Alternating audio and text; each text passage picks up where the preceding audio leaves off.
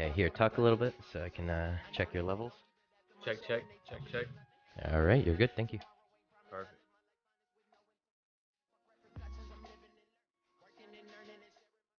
Yeah, here, talk a little bit so I can check your levels. Check, check, check, check. All right, you're good. Thank you. Perfect.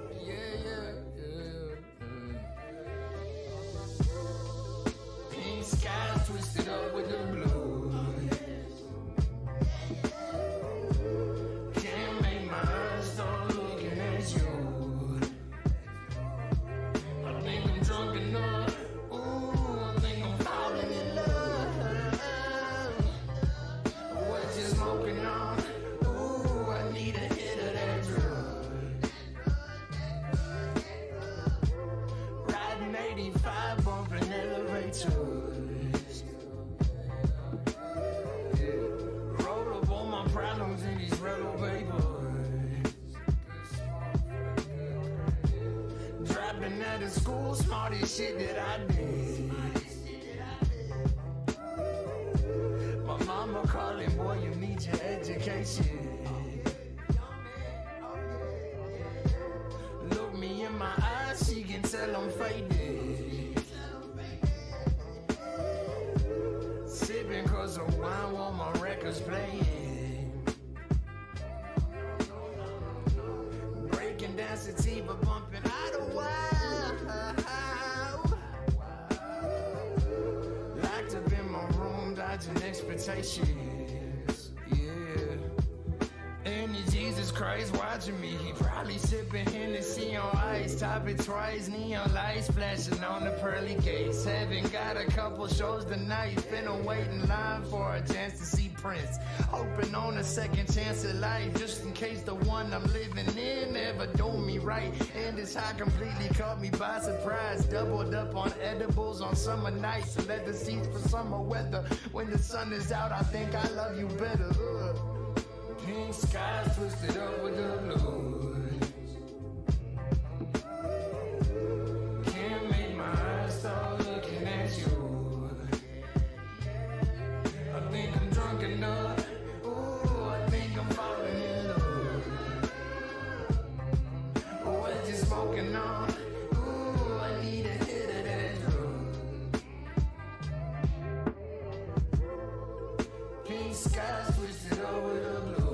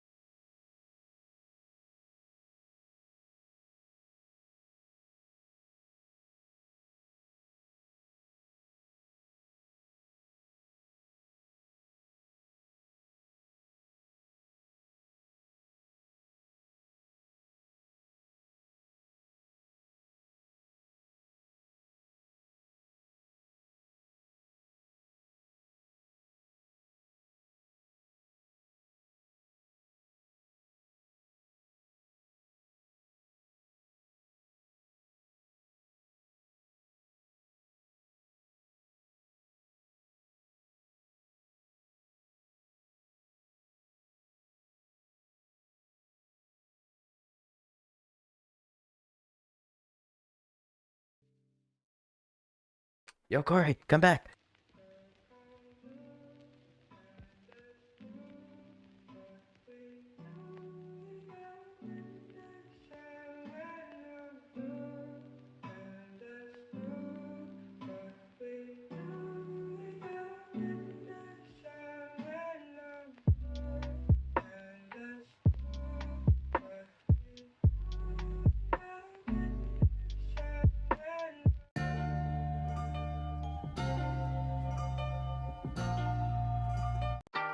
Is it too lost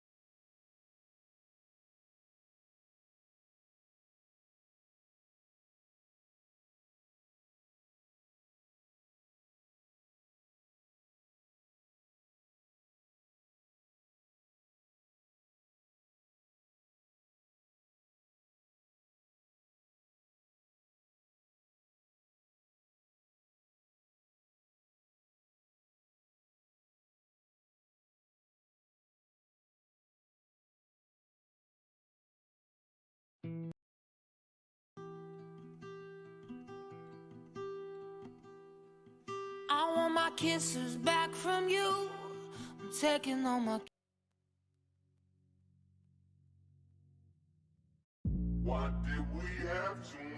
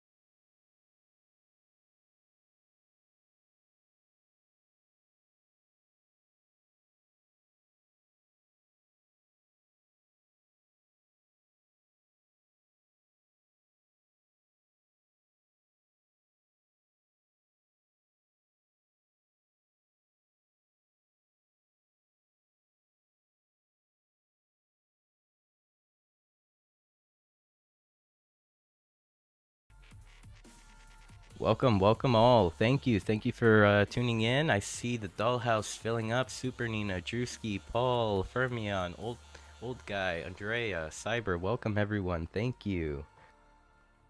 We will be getting started shortly. I see that we're up to 40 viewers on Twitch, and let's see how many people on Parcel we have. We have 35 people on Parcel. That's crazy, guys. So, you know, get your Mew bubbles, get your Mew aura out, and we'll get started shortly.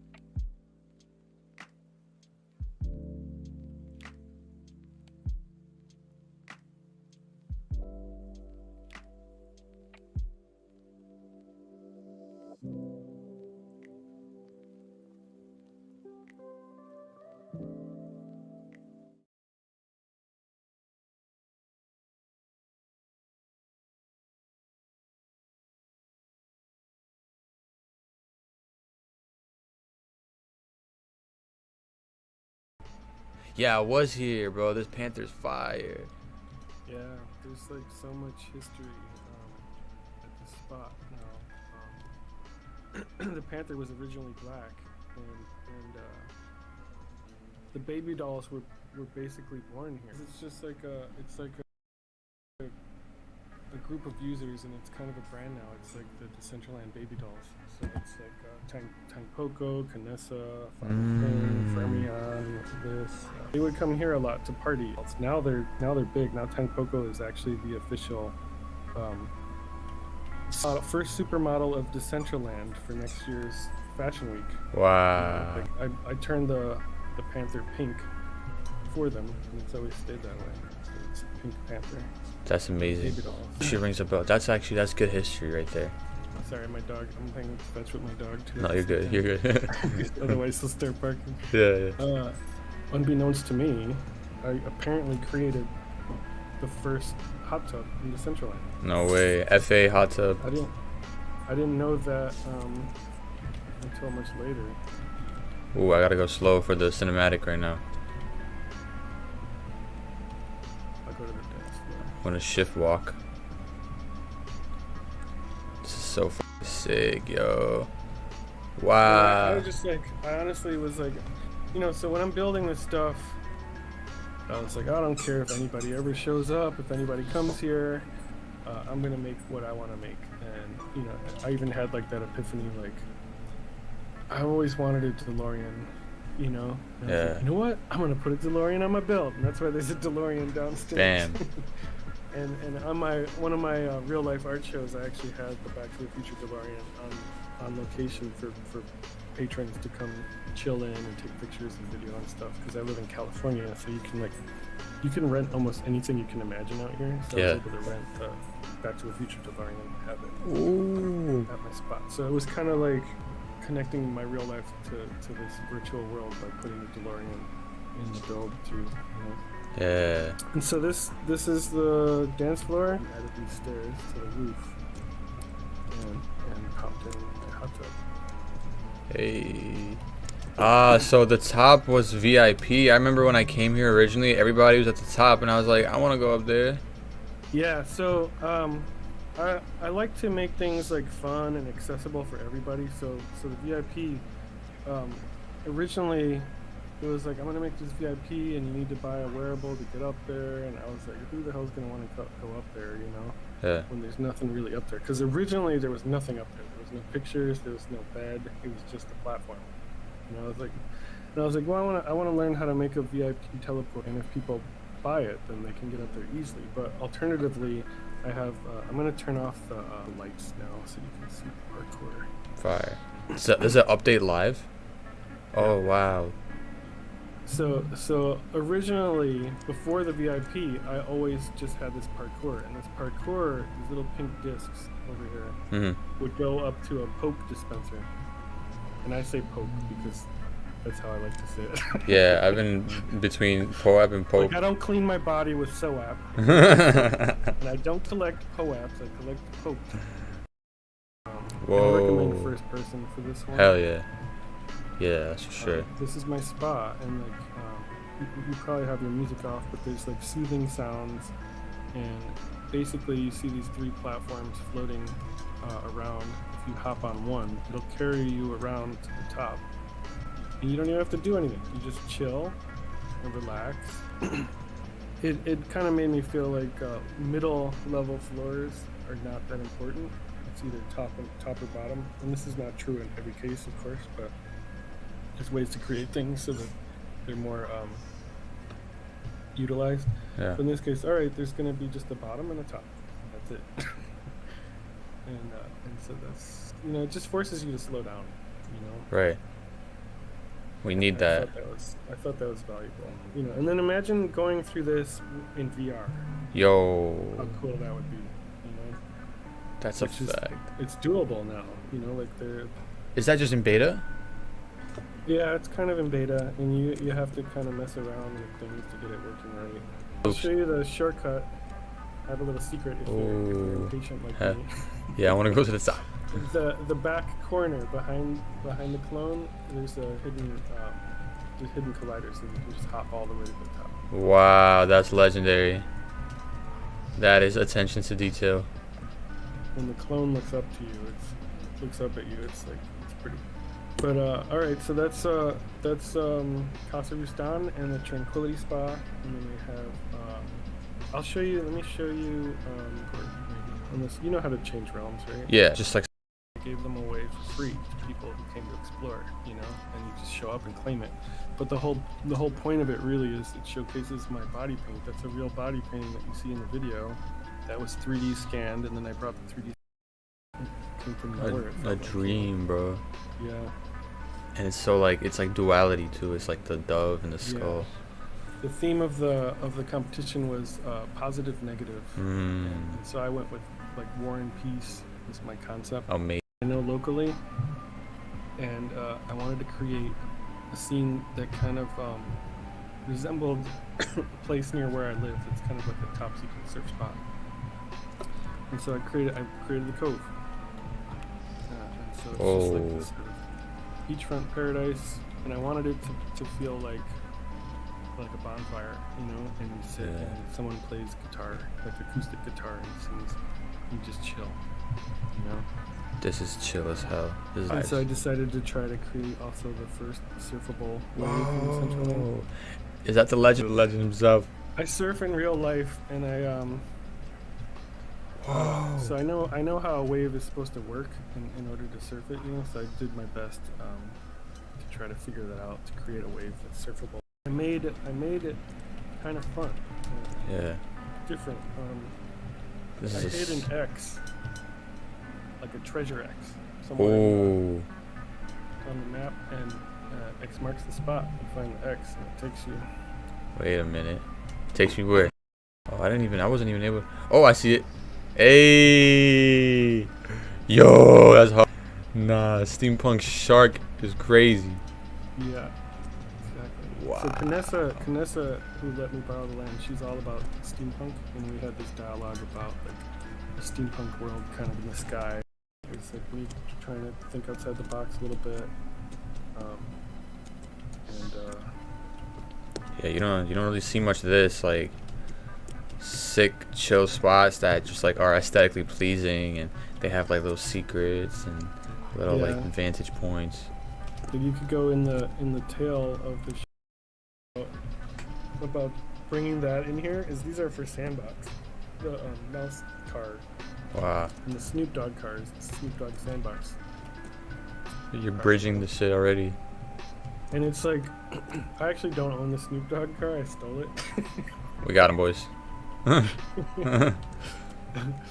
But like a year ago, there was a lot of talk about Decentraland versus Sandbox and stuff, you know. And I was like, man, I could just steal Snoop Dogg's car and bring it into Decentraland, but they can't take this VEC and put that in Sandbox Exactly. because they're Voxter, you know. Yeah.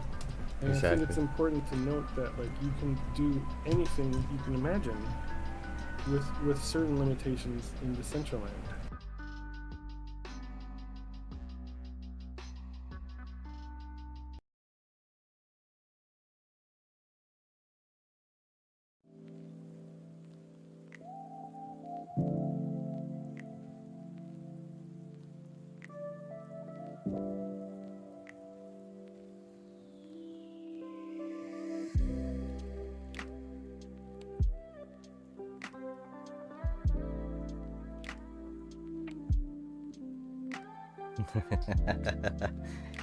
Rusan, I heard that.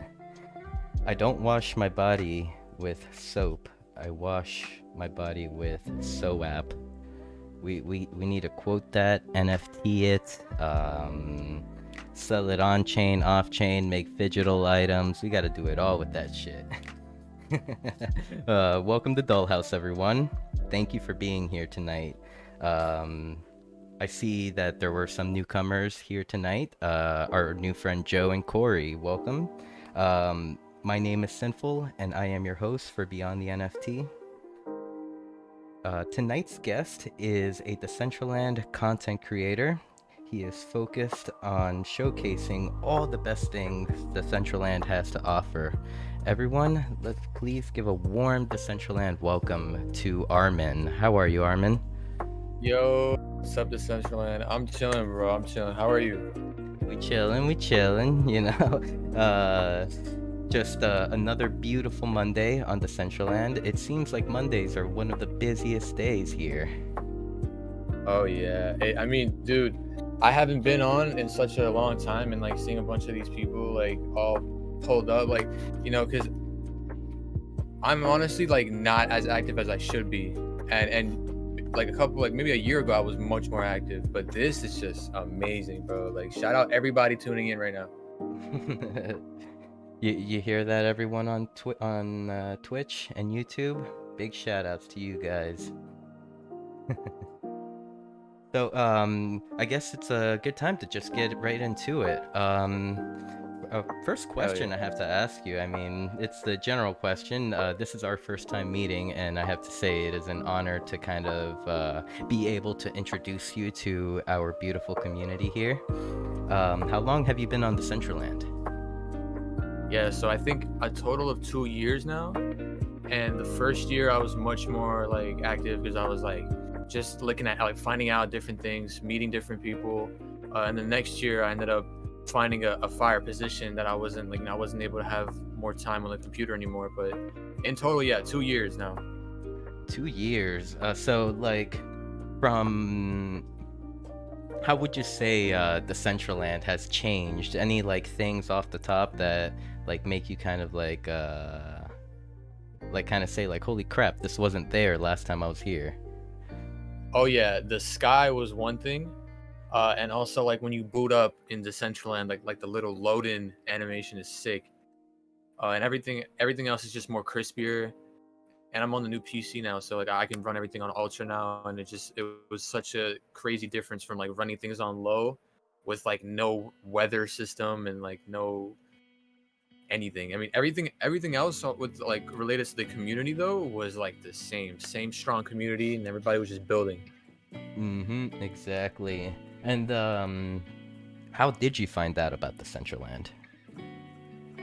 Honestly, it's crazy how it happened because it was somebody that I knew in real life, and he posted about like Mana Coin. And I think it was also next to that article, I read something about Boston purchasing a lot of land. And then I was like, what is this? Like, I'm hearing real estate, like digital real estate, and it sounds sick, like a digital world. Like, I'm a fan. So I ended up finding out what Mana Coin was, and then it led me to Decentraland itself. Then I load in, and it's like, wow, like, it just started like happening naturally. Like, I started meeting new people. I met Michi, who's a legend, and Hodl HQ. Shout out Hodl HQ, because that was one of the first people that I met, and I'm in Hodl HQ. I'm one of the OGs. So shout out Hodl HQ. Oh, okay. Oh, and now I might be starting to put two and two together. Yeah, perhaps maybe I have seen you in the Hodl HQ Discord before. I mean, the Hodl HQ was also like one of the first communities that I've kind of like stumbled across when I came into the Decentraland myself. Yeah, bro, they've been killing it, and I've been slacking. They've been killing it, obviously. Well, I mean, to each, like, we all have our own journey, and like, in all honesty, we all have our own clock. It's we can't just be comparing ourselves, like, it's like, oh, someone's doing so much at the moment, but I'm not doing anything, because like, it can easily change where like that person, takes a rest, and then you're going at it hard. So, you're right. No, you're totally right. Oh yeah, and if anything, it's inspiration too. It's like back and forth inspiration. So like when one person stops and is chilling, they just get the inspiration from their peers. Exactly. And so, like, let's look back into your early days on Decentraland. What were some of your favorite things to do early on?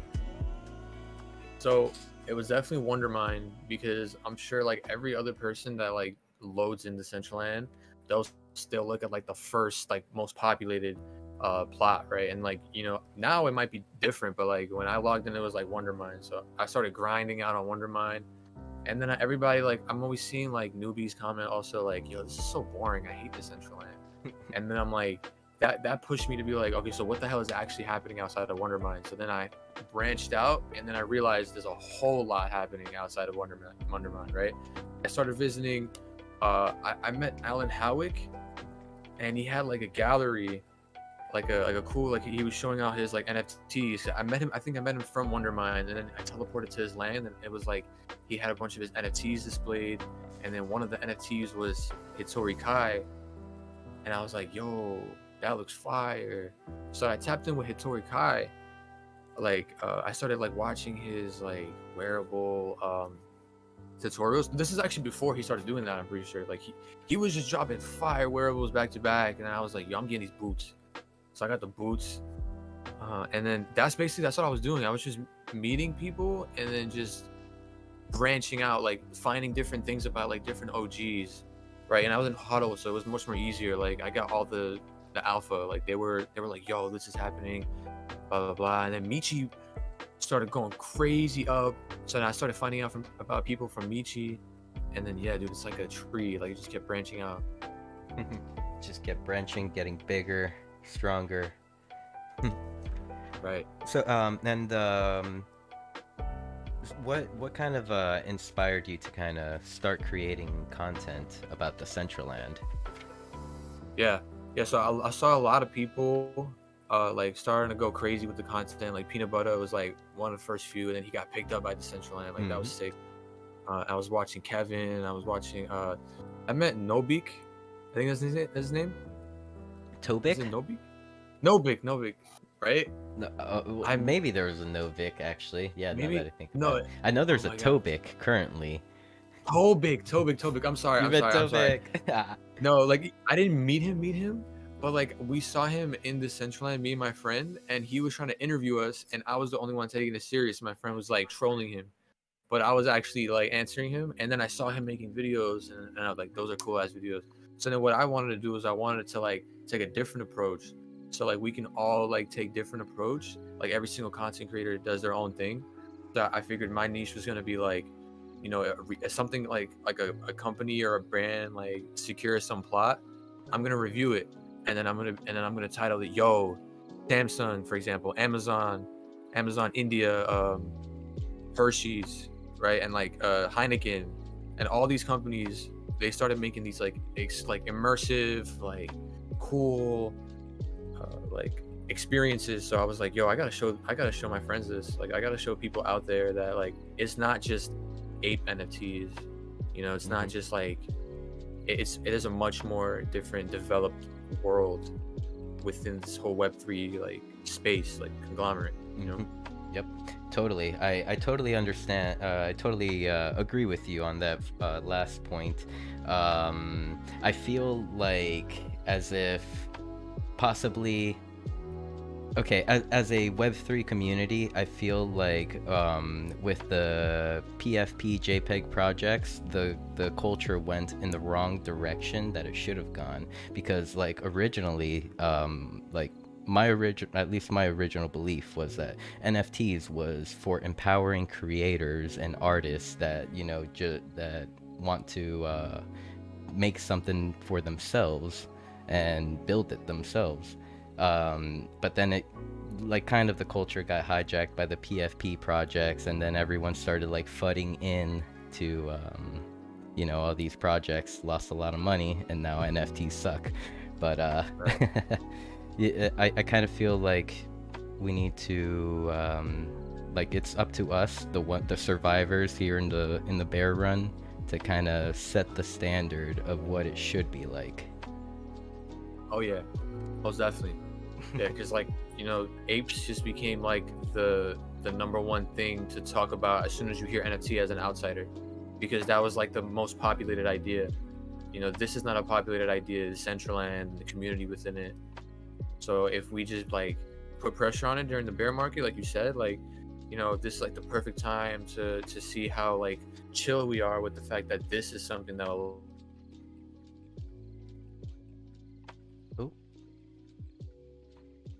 Did I rug, Armen? Oh, I think it cut out a little bit. What did you say? Yep, it did cut out a little bit. I think it cut out. It said this is the opportunity for, like, speaking of the survivors, this is our opportunity too. Oh, yeah, right. Yeah, this is our opportunity to just set the stage. Like, we're chill with Decentraland because we know like this is a much more like complex idea than a simple JPEG, like a simple NFT token. Like it's not. It's way more complex. And like the fudders, like they wouldn't even be able to code this thing if their life depended on it. All the fudders out there that are like, this looks like PS2 graphics. Like, bro, what are you talking about? First of all, no, it doesn't. Like, it's upgrading, it's steady upgrading. And two, like, bro, there's so many things built on top of Decentraland. These guys don't even know the half of it. Like, the general population doesn't even know the half of it. Exactly. I like that final point you just mentioned. It's I mean, Decentraland is the first of its kind of a virtual world being built on blockchain technology. And like, yes, we are in PS1 stage at the moment, but the Web3 NFT space, NFT technology moves real quick, and before we know it, we'll be like GTAing here in Decentraland. Yep. It'll just evolve. GTA 6, like there's rumors of it being like Web3 based. Ooh, what do you think about that? Like the a Web3 based GTA 6. It's literally like, they've been had a metaverse. Now they're just gonna flesh it out. Like, whenever like I had people ask me about the metaverse, I would like start off by saying like it's not a new concept. Like, we've had games that kind of shadow what a metaverse is. But now, like, if you add in like the aspect of like a native currency, and then like a whole market where artists can like sell their own like swag and clothing, and then like or you could like make a game. Like, you can go into a different plot and then make a game. Like, yo, Grand Theft Auto is just one game, but Decentraland hosts many games. Exactly. Many games built by community members, by the people that are on the platform, not even like the people that are building the foundations of the platform, but it's like Right. another layer above. Facts. So perhaps this could be a good transition into kind of let's talk about the Web3 NYC gallery. Mhm. Yeah. What can you tell Yeah. us about it? So Web3 NYC Gallery was going to be the first permanent Web3 store, but now we're thinking of like relocating because like this was like a startup, and then now we're scaling. So the first thing that happened was there was a satellite store that opened up on Fifth Ave in New York City, right next to Bryant Park, right next to Times Square. It was like the perfect spot. And the main purpose was to literally just onboard people like off the street. They come in here, they hear about NFTs. Like for the longest, NFT was the buzzword. So people would see that from the window and come in and be like, yo, what's going on? So me and a couple other people were like the associates. So we would be on the floor, we would be like regular gallerists, but on top of that, we would just explain everything that's going on. Like if somebody comes in, they're like, what is an NFT? We'll break it down in the easiest way. Because at that point, we're already supposed to be like professionals in the definition of an NFT. So we would just break it down. Then these people get it, and then they start, and then we after that we branch out into like how artists can use NFTs, how like royalties help the artist now. It's not just like a 1-2. It's like it's 1, 2, 3, 4, 5, 6, 7, 8. Like these guys, artists can get royalties now off of the work that they sold, instead of like the biggest example that I would give to these people is like, an artist can sell to a gallery, and then the gallery can just keep on flipping their work, and then they wouldn't get any royalties. But if the artist like drop the NFT, then it's like bought by the gallery, and then other people start watching, buying it. Like, you're getting those royalties as the artist, as the original maker of that piece of work. So I just started breaking. We broke these down for these people that come in the store, and then we also had like a whole other utility with the store where we had like a bunch of frames on the wall. And they're like token frame NFT frame like company, and we're gonna choose a different company now. But like token frame is like one of the OGs, so that's why they were used. But like basically the whole concept is you can own like a frame in the physical store, and then you would be able to physically display your NFT. So you can own that spot, and then like a billboard, you can put up an advertisement, make it into, or it can be like your actual NFT that you bought or you're creating and you're selling. So like after a while, I started like making like friends with like these actual collectors. Like I met this guy, like oh my god, he's sick. Like he's trying to basically build the next Medici, but in the NFT space. Like he wants to build the next art family in NFTs. So he bought 3 frames, and he was like, he had a bunch of NFT artists that he knows. Damn, I'm like, I have a brain fart on their names. Oh my god, I'm fake. But yeah, I'm like basically like the whole store served as like a hub for people who knew about the space and for people who were trying to find out about the space. And it was like the go-to. This was before the Solana store even launched in New York City too. So, with your experience, like let's say during the bull run, or even on the way down from the bull run, what has been like one of the craziest customer misconceptions that you've heard? Like, what has been some of the craziest shit that you've heard a customer say, and you're like, no, that's not true. Dude, I had this one guy come in, and he was like a super hater on NFTs. He's like, all this is trash. And then I asked him like why. What's like, and then he's like, it's like you're just making photographs into whatever. Like he was coming off of like the basic approach of like, these are just photographs. And then I started asking him like, okay, so what's your background? Like what before that I'm like, okay, so yeah, you probably have a general idea on NFTs based off of like apes and like other things that you've been seeing on the internet. But then I showed him photography NFTs because he had a camera. So he had like a sick ass camera. Mm-hmm. And then I tried to connect with him like, yo, look at these photography NFTs. What do you think about these? Oh, trash. He didn't even look at it. He just heard photography NFT, trash.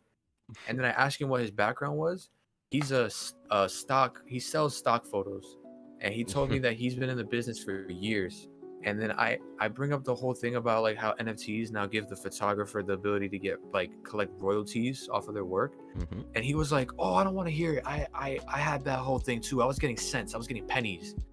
And I'm like, bro, you just proved my point. Like you're coming from like a old Web 2 background where we're not getting what you deserve, and then now you're over here projecting that trauma on like something that's supposed to eliminate that, right? And that's where he was so close-minded, and he was just like going crazy. He was calling everything trash. Yep, that happens. That will happen. Yeah, I mean, I totally have been in that conversation, even recently with a very close friend of mine.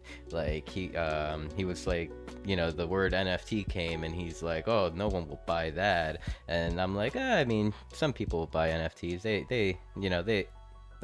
There's some value to them. The technology is like, game changing. And he says, well, it's not very game changing when I can just screenshot your picture and then use it. And then I'm like, then I said, how about NFTs that represent assets such as virtual land? You can't screenshot that. And the conversation kind of drifted after that. Yeah, you won that argument. Yeah. Because I mean, yeah, you can't screenshot it, but like, what I would say when someone says that is like, all right, so sell that screenshot.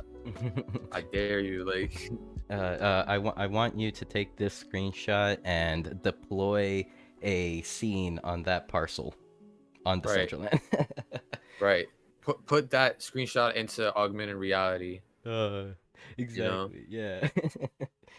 That's why I loved having that position, because I had a couple of those people come, and then I would just break down that argument and just show like, that's not true.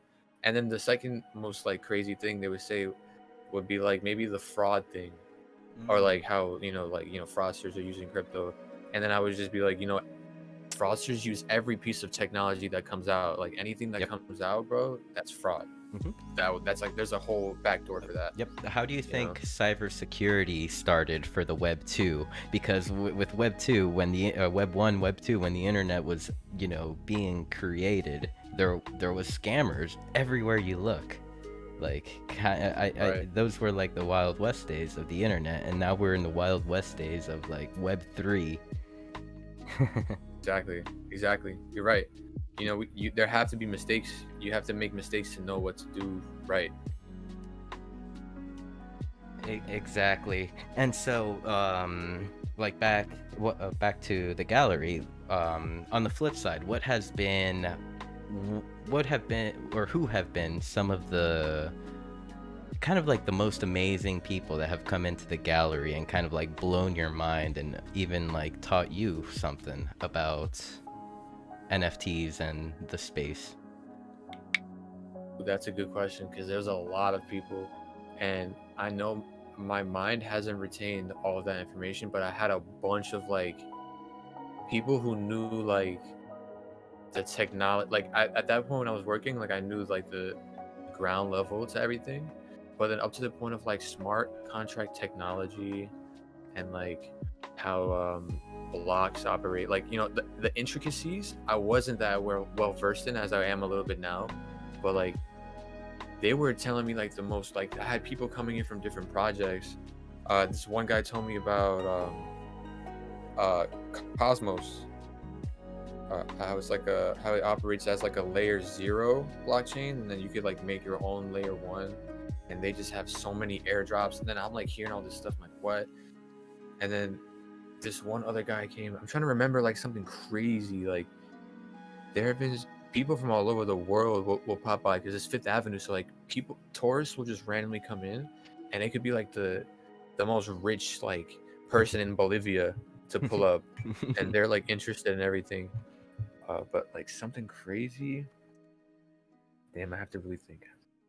It's some rich dude from from out of country just pulls up and is like, okay, I see all these NFTs, I want them. Yeah, that could have happened, and that's what everything was really going towards, until like there was a situation that happened where we had to relocate. But like, dude, I was looking at all these frames that were up, and I'm like, yo, if I was a whale, I would get all of these like frames right now, and then I would just broker them. So like if somebody, I would like market them and be like, yo, if you want to promote something on a Fifth Avenue location, like hit me up. We can set up a rental agreement. I'll put up your thing on this frame for a couple of days, and that's what these guys were doing, like the frame collectors.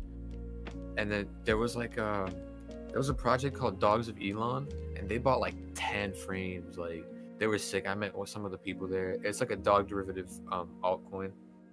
But the main thing that I really wanted out of the gallery was to get like actual like art curators and art collectors, and that's how I met like Robert, like this dude. His name is Sinbad the Sailor. That's just like Elias. And he knew a bunch of NFT artists. There's like a really huge one in Tezos, but he's also in ETH.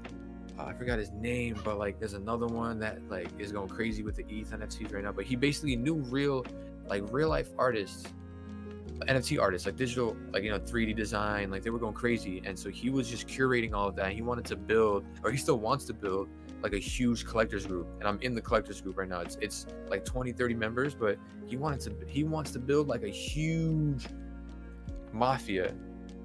And he has like some secret agenda to like try to get like the Vatican to sponsor it, because like the Vatican just recently said that they have like an NFT gallery. What the fuck? Making. Yeah, dude. Oh, It's like months old. I'm happy that God believes in NFTs, I guess. Right? Remember those NFTs? God hates NFTs.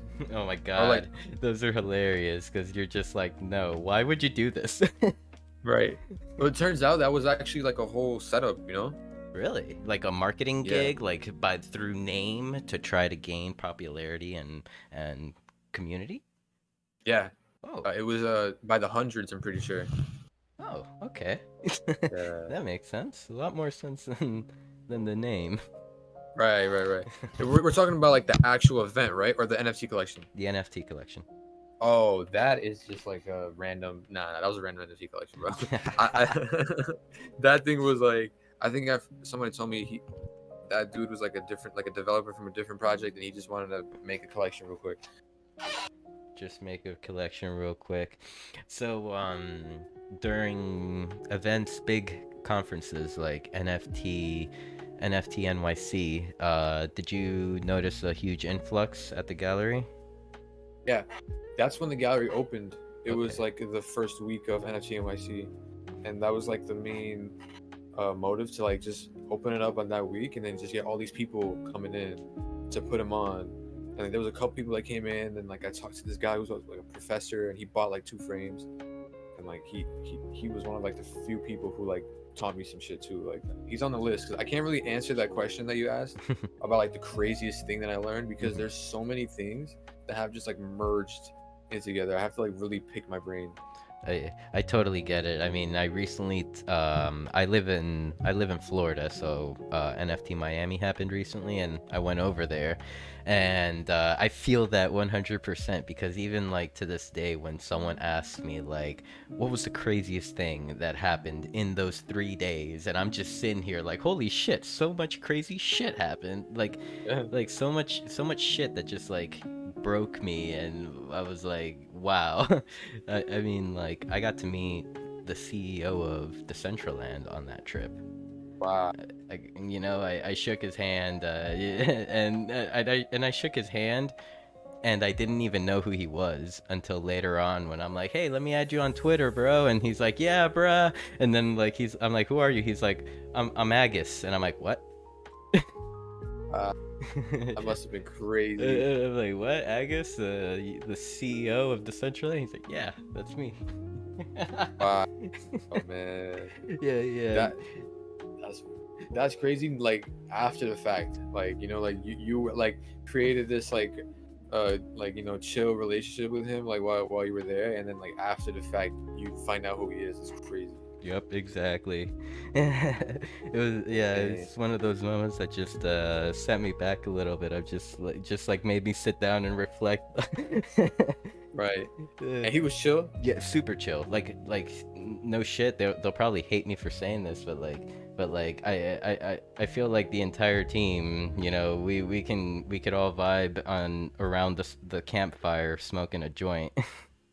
Hell yeah. Like, That's Web3. that's Web3. You know? Yeah. Well, I mean, we were talking when we first started the call about like how different Web3 is from, you know, the Web2 normalities. Like we were saying, like we start when we want, like we do what we want, we handle our business how we want to. No judgment. No judgment. No, for real. That's how a Web3 workspace needs to operate. Everybody should be a pothead. No, I'm playing. So one last There's gotta be question. Oh, sorry about that. Yeah. Go ahead. No, go ahead. One last question about the Web3 NYC gallery is, what are some notable artists that you have on display, or that you have had on display on at the gallery? So there's a wonderful NFT artist named Abraham Yael. I'm pretty sure that's his last name. Might be killing it, but he's basically like he refurbished like old Renaissance art into like 3D sculptures. Like he just took the Renaissance and like Web3'd it. Like it's like amazing. Like, you know, the painting of like God touching Adam, like the with the hand. Yep. He like, yeah, he made it like a 3D model, and it was like in this crazy atmosphere where it was like a blue ocean, and there was like stars, and it was sick. Like, he's fire. And he did also like a bunch of like, he remodeled a bunch of like architecture, like Roman architecture. That's one. And also my boy Giorgio, he's a landscape photographer, and he went to like the Grand Canyon. He took some photos, and he also has some photos he's gonna mint soon from his. Did we lose you?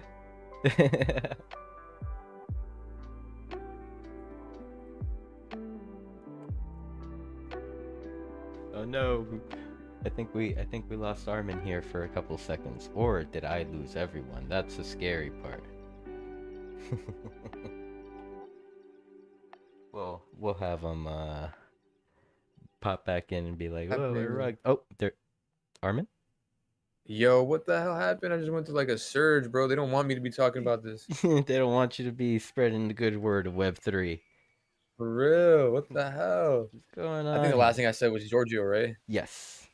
Okay, yeah, that's the legend. He's a landscape photographer. He's sick, and he's gonna drop some shit from like his Mount Everest trip. I'm loading back in right now. I don't know what just happened. I think this Decentraland is like, I'm not on the client. That might be like eating at my internet. I don't know how that works, but Yeah, well, I mean, like, it seems like client works like amazing, but then the only flaw to it, and it's like the most important thing of the Decentraland, is that the video streaming cuts out on it. So like, you know, you can't, right there just kills just about every event for you. yeah, once that's seamless, like, we're going client, baby. yeah. We'll even be telling all the new users coming in and be like, bro, download that client, bro.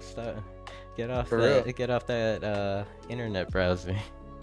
Yeah, and most people will probably like be like, oh, there's probably a client for this, because like I had a friend who hopped in and he was like, yo, is there a client for this? And it was like way before they had one. So some people know what the hell they're talking about, and once they find out there's a client, boom, like That's it. it's much more smooth. Game over. Oh yeah. I'm loading in. Okay, yeah, you had mentioned landscape artists, and all these are kind of like you know, NFTs that are kind of on display through like an LED screen on the wall. Yeah. So it's an NFT frame, and basically how it works is like, I'm pretty sure they just, well, the company that we used, I'm pretty sure they licensed, they got like Samsung screens, but they just like coded it to be like a token gated display. So like if you have the dedicated token for that like specific frame ID, then you have access to it, something like that. That's just what like is really being like pushed out right now as an NFT frame. Like, it's, you have to have a specific NFT for it, or you have to have like the frame ID, and then you connect it on their website, and then, you know, it's a whole thing. Oh, what? Like, do you sell them at the Web3 gallery, or like that like kind of a third party service, or kind of? It was a third party company, yeah. Okay, cool. Yeah. Might And then there was look in- Metastool. might look into one. I have this NFT, my first NFT ever bought. Actually, it's called 99 Cent Salvation by the Knox, and Wow. yeah, I love that shit. I better throw it on an NFT frame. Hell yeah, that's rare. Yeah, I would recommend Metasil.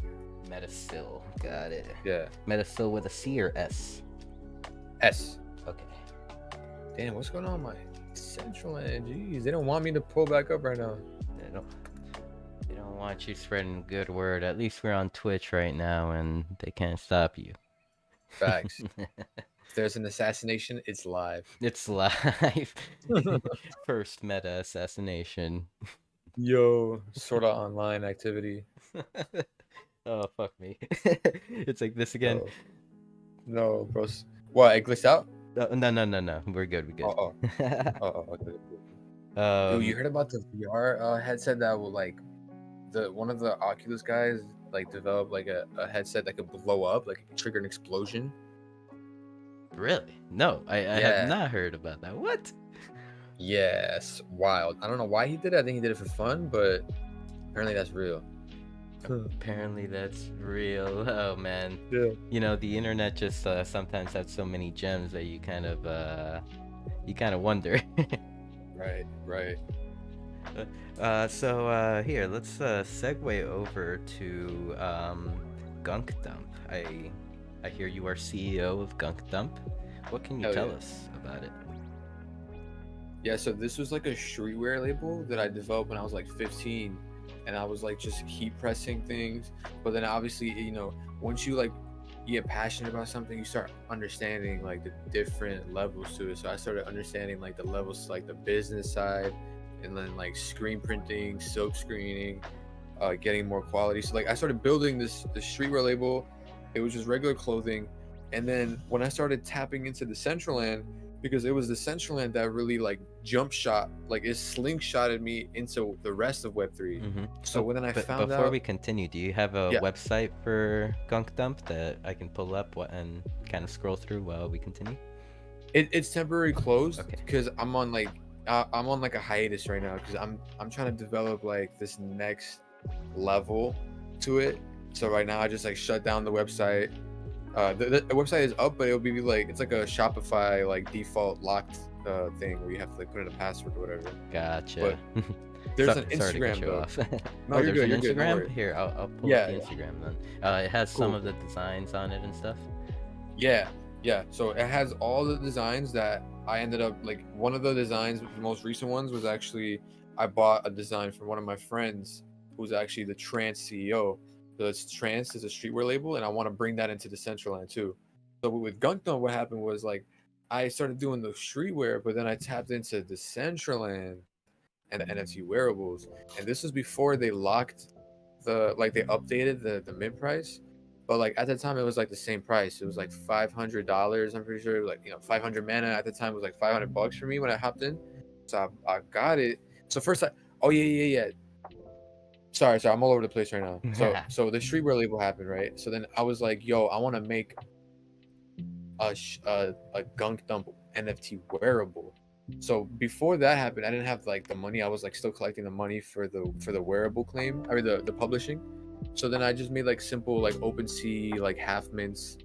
I made like one of them is like the dead astronaut card, and then what I ended up doing with the Central Line was I made the dead astronaut's helmet, and then eventually I want to kind of I just remembered I kind of want to drop the rest of his outfit. So it's kind of good that I'm talking about it right now because I'm gonna drop his outfit, but I dropped the head, and the head was actually the first ever commissioned wearable that Michi did, because I met Michi through Hodl HQ, and then I bought the commission from him, and then he blessed me with the 3D model. So then boom, I published it, and then now I was like, yo, I have this this sick ass NFT. I'm gonna give it to like a couple of people who bought Gunk Dump, and then I ended up dropping like a dedicated long sleeve that came with an NFT with it. And then if you had that NFT, I'll bless you with the helmet. Oh yeah, shout out Alan Howick. He let me like display the first couple of Gunk Dump NFTs that I made. So now I'm thinking like I actually made the helmet a legendary. Oh, it wasn't an accident. Like Rustan actually put it in my head that it's not. It was not an accident. It's a legendary for a reason. Like it's rare, but I'm gonna make another wearable. I think Michi already gave me the 3D file for the long sleeve that I dropped, so I'm probably gonna just like drop the long sleeve in a different colorway, and then it'll come with the wearable NFT. But Sick. yeah, I'm on a tangent, bro. No, no, no. Yeah, it's a good one. It's a good one. And Hell yeah. the NFT for the helmet, is it this one right here? It's kind of like a Yep, that's the flaming helmet, and then basically like it's like a this I actually sampled this design. What inspired it was like an old Dormammu comic of like him like walking, and then I just like totally repurposed it, and then that was the inspiration for the dead astronaut, which is like the mascot of Gundam now. So I mean like a plush toy. I put him on some sweatpants. But this is like the first OG Gundam like helmet. And shout out Fermion or Fermion.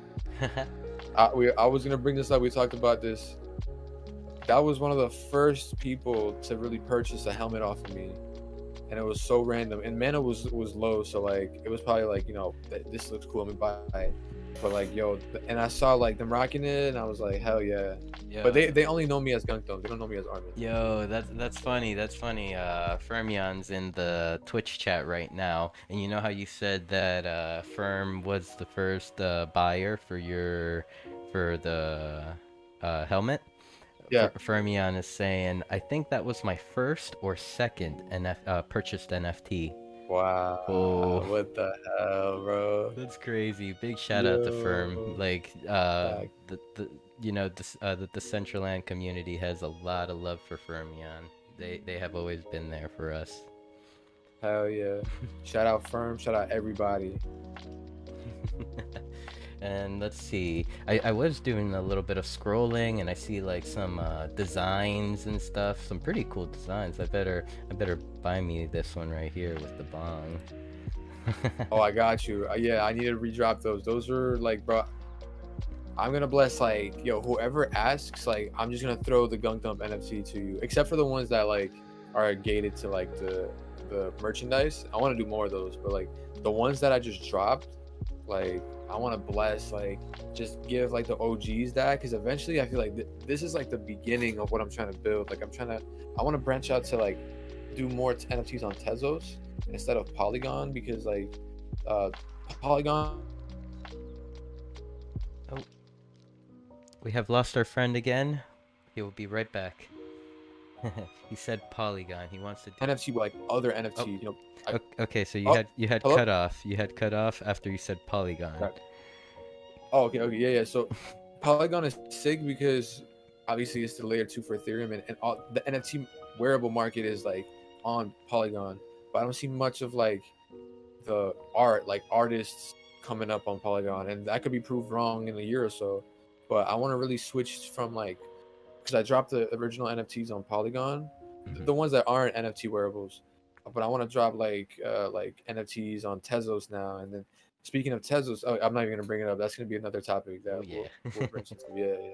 Or should we just branch into?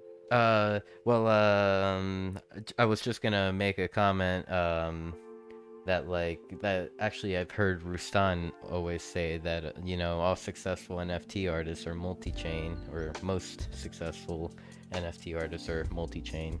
So keep that one in mind. You may want to make the transition into Tezos. And yeah, let's make our transition. You had mentioned earlier about a Tezos and DCL bridge. What is that all about? Very, very new information to me.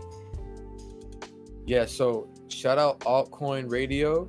They blessed me with like a day to just like showcase, like just have like an NFT gallery exhibit of like me and my 2 other friends who had Tezos NFTs, like art on Tezos.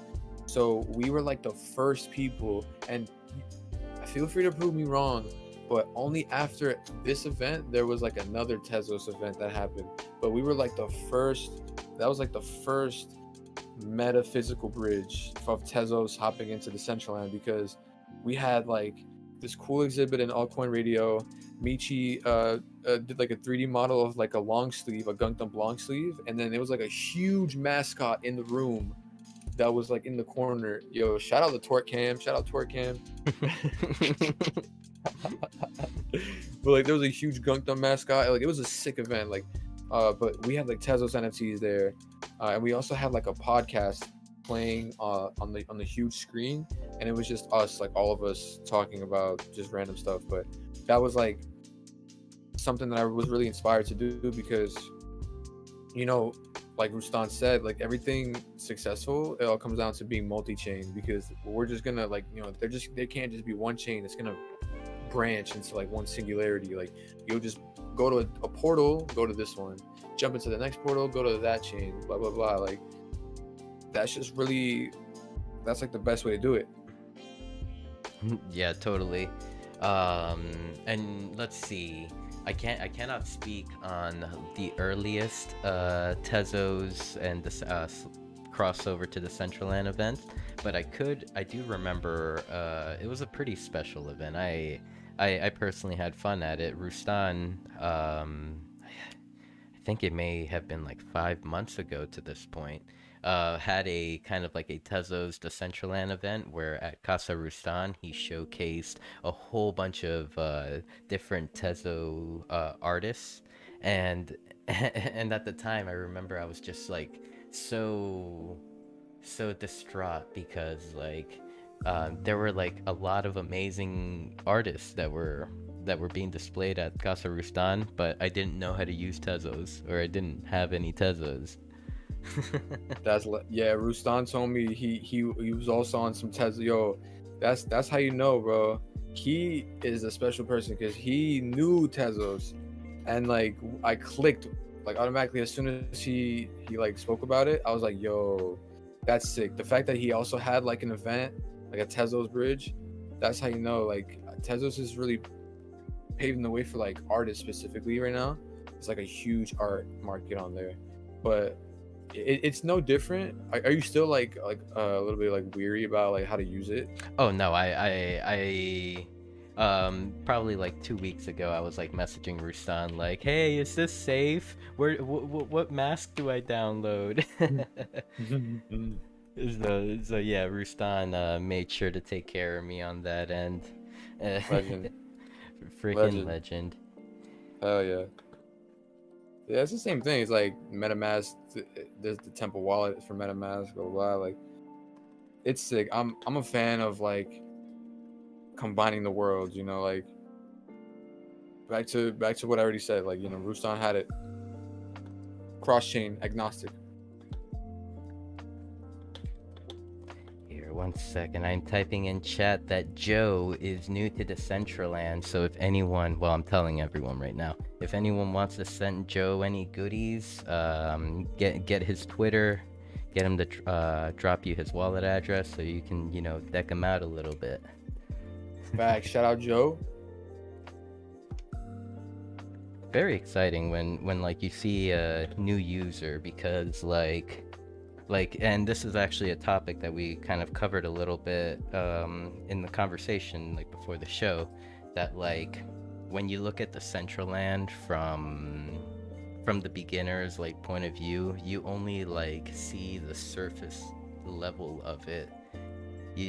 And then as like you continue to explore and spend more time, you start to actually like dive in deeper and deeper down the rabbit hole and finding the community. And then once you do, you like it's a different world. Exactly, and once you do, it's a different world. I'm just like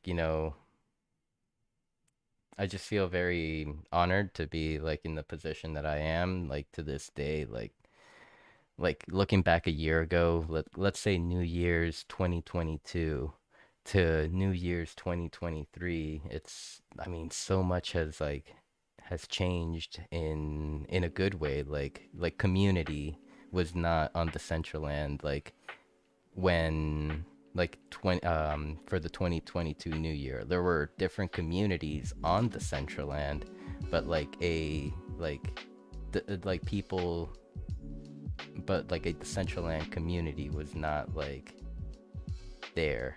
They were all, it Yeah. was like everyone against themselves type of thing. Yeah. And now it's more like everybody's coming together. Exactly. I remember the New Year's event for 2022 was sick. I made a video and I was like totally stone drunk, like just playing Decentraland. Yeah. Altcoin Radio went hard for New Year's 2022. He had him and UMAC were running that NPAC New Year's Eve event that went like 24 hours or some shit. Shit, I remember that. Or maybe 12 hours. All I know is that they were like exhausted by the end of it. That's dedication. Yep. And in all honesty, I wish he could have been there for this year's. Altcoin Radio and UMAC partnered back up, and on the Impact Land, they they threw another banger for this year. This time it wasn't so long. It was like a 4-hour long event, but we had a lot of fun at it. And yeah, I missed this one's completely. And next year I will not, because I know next year is gonna be another bang. Exactly. I mean, as long as we're here, continue creating, and here for the right reasons, for the main part, like markets will not affect our decisions here. Nope. Literally, that's the one good. That's like the main thing about Decentraland is like the price of mana will not affect it. Like yeah, like it'll be great to have that, like the community fund to just be like higher than relative to the price, but like it's still gonna, this community's still gonna be here. Like the price can be like a cent, the price can be below a cent. Like it's gonna be the same people that are kicking it, dropping wearables that are relative to the price. The market's gonna be active. New people are gonna understand the whole thing and dive more deeper into the different worlds that we have. Like more of this, what we're doing right now, on like an even bigger scale too. Like who knows? Like we're going from like 1 year. Like 1 year, a lot of things could happen for Decentraland, especially like, oh yeah, Fermion got the helmet on. Like, yo, gang. 1 year is a long time for the NFT space. Oh yeah, totally. I mean, we like to joke around that like one week in the metaverse is like a month. Oh yeah. 1 year is like 10 years. Yeah, that's a fact. That every time I hear that, it's insanely relatable, because you can learn like 500 things in a day within the space. Like so much is happening right now. So much, like, and like we were talking about it earlier, how like it's gonna come from like beneath, like in all these industries. Like Web3 is just gonna like literally just dive straight from underneath the gaming industry. Now there's like, about Odyssey? We're not talking about a game here, are we? No. Okay. That was vague. That was big as hell. Like it's like the YouTube of Web3. Oh, I have not heard about Odyssey. It's sick, dude.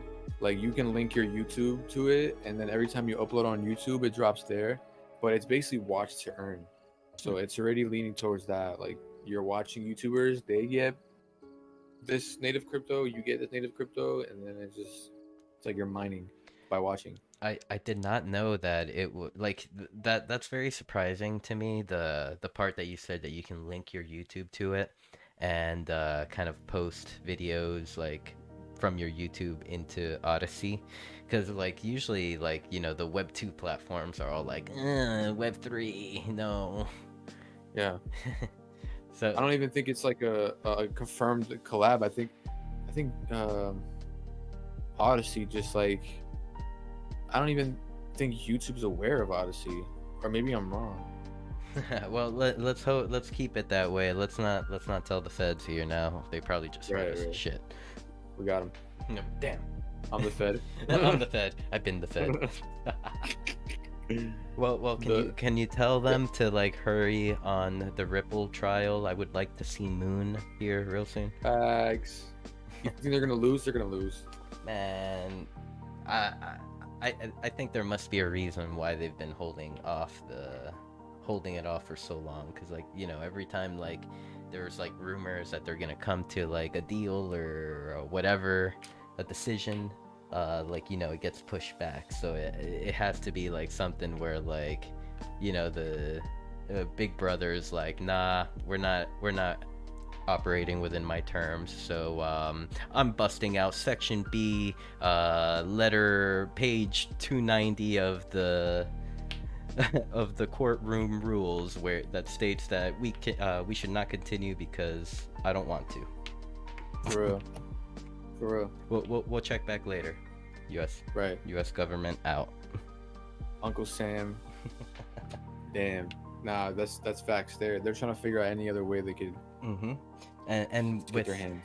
with the recent events with FTX and all that, they I feel like they've got some a foot within the industry now, and now they're like pushing for control. Oh yeah. They have leverage now, like Mhm. huge amount of leverage. Mm-hmm. Its name That it's sucks, Sam. Oh my god. That's the name of the leverage. Sam Bankman fried. His Bankman was fried, He bro. fried. He fried. He fried. Now he out now. What the fuck? How'd that happen? Bro, if it were like you or me and we would have like had fraud for like $10, we'd be in jail for like 25 years, dude. For real. That's like grand larceny, bro. Like that's those. That's There's just global no- larceny. For real. There's no excuse as to why this man is out, bro. And where the fuck did he get all that money from?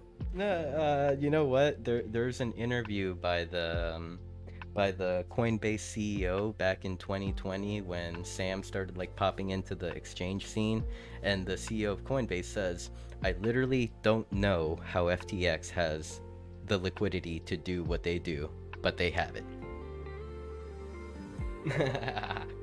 That should Shadow government. that should have been our fucking cue right there. It's like, don't trust FTX. No, for real. And people have seen the red flags.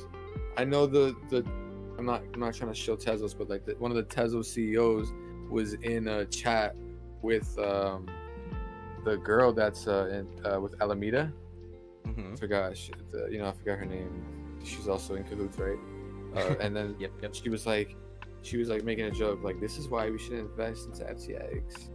And then the Tezos CEO was like, nah, definitely don't do that. Like right in front of her face, like don't do that. And it's not even right to become CEO. He's not a CEO. But people have seen this, but they couldn't do nothing about it. They just had to stand back and just watch it unfold. Yeah, unfortunately, that was it. And I think this, the same person you were talking about was like on another interview, kind of like, okay, so like you have to like set your stop losses, and they're like, what is a stop loss? And she's like, I don't know. Bro. Nah, I think it was rigged. Like it's crazy. Like the amount of he was also, I was keeping up with the CoffeeZilla thing. He Sam Bankman ended up alleging that he donated the same amount to both parties. Bullshit. Oh, sorry, did that come out? What happened? Bullshit. Oh yeah. That's definitely not true. Did it sound? Yeah. He was on some shit. He is on a list, and I think he's protected as hell. Oh yeah, you already know it. So here I have a couple more questions for you before we finish up. I believe we've been going for about an hour now, which it's been an amazing conversation so far. Oh yeah, man, most definitely. So as far as Gunk Dump goes, what is the next step for you? like to, you know, to push your project forward? Yeah, it's a good question. And the next step would just be to really flesh out some more wearables too, and like token gating the NFTs, the products, because now Shopify has a new feature where you can token gate.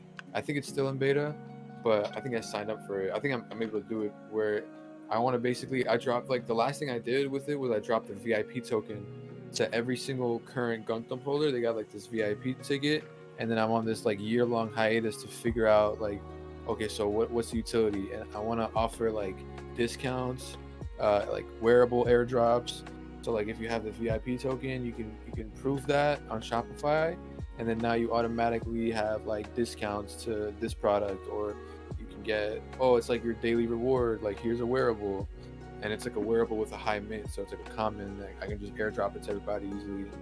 But I want to like continue building Gundam in Decentraland and get the rest of the astronaut wearables out, and then after that, like, just every single product that I drop that's physical, I want to have a counterpart to it in the digital, and that's what most of these companies are realizing is just going to be the next step. Like, either digitally, like strictly virtual, or also augmented, like reality. Like you can literally put it on your feet, like these shoes that you get. You can just put them on your feet, take a picture with it, and augmented reality. And only if you have that NFT, you can do it. But I want to just continue doing that because that's where a bunch of these streetwear brands are going towards. Like the hundreds is paving that way. They had a Decentraland drop here, which is sick. I need to get some of these pieces. But yeah. So have you thought about kind of maybe even having a gallery or a little spot on Decentraland for Gunk Dump? Yeah, I think it's time. Like, I really look at the market and like give me a plot, bro, and then hire, or either hire or learn SDK. Even though it's like, you know, it's not an easy task. It'll be time consuming, but it's well worth it from, you know, everyone in the industry. Like, they say that it's worth it, and it's not that hard. That's what they're telling me. So we'll find out.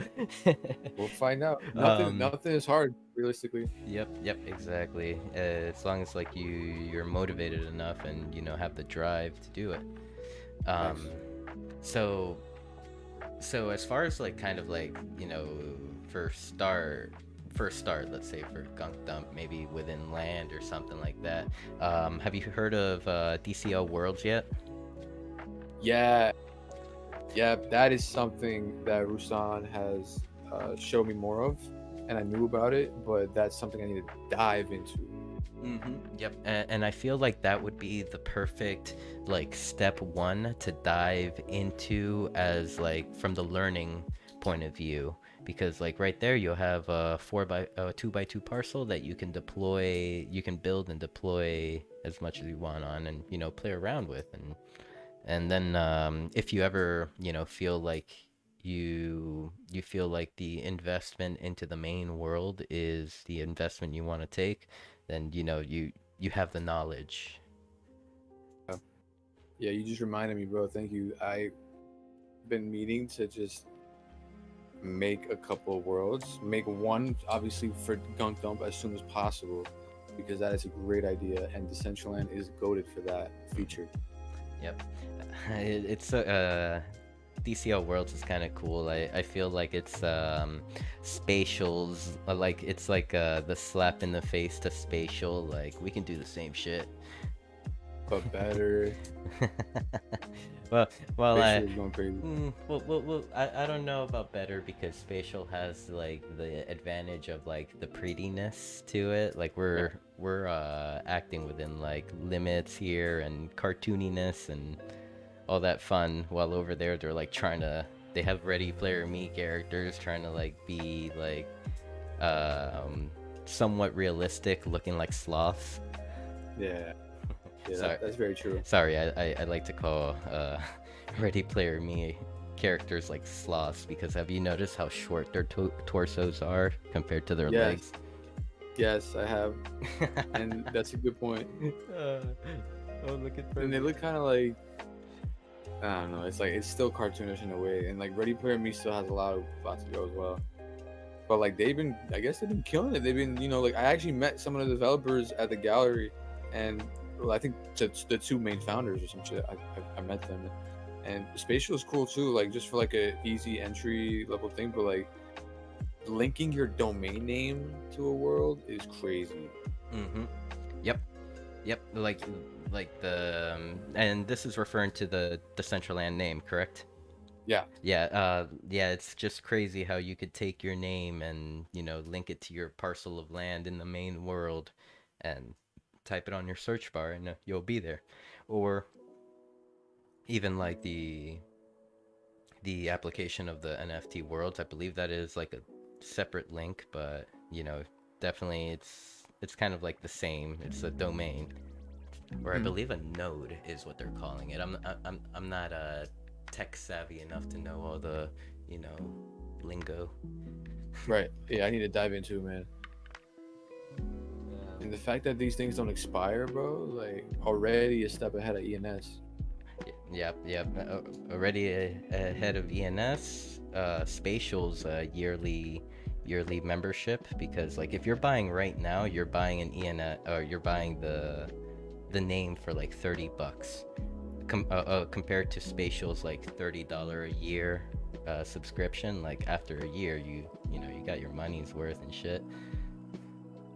I'm about to get another name, bro. Like, bro, I have like 29. You're making me get another name. Yo, I need to see yours, bro. Dude, Yo, after this, definitely give me your wallet address, bro. I need to see. Yeah, I got you. I'll send it right now, actually. Hell yeah.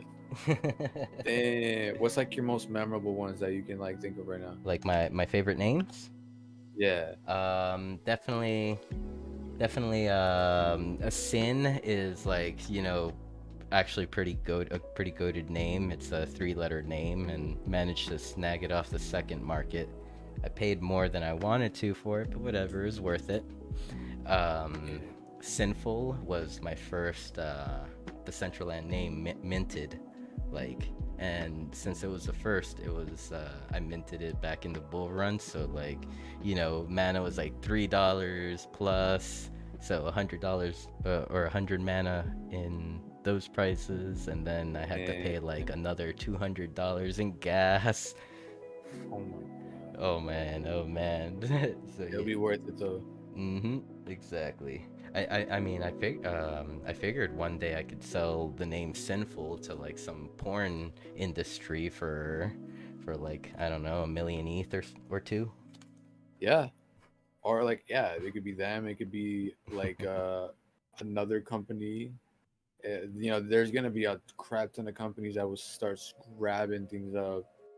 Exactly. They'll want to secure the rated X market. Yeah. And with the or like NFT or with the worlds, you can make your own little, like, your secret world full of whatever fetish you want. Dude, once the fucking porn industry gets into Decentraland, it's over. It's over. God. We're gonna have cam girls everywhere. Yo, I'll even be a cam girl.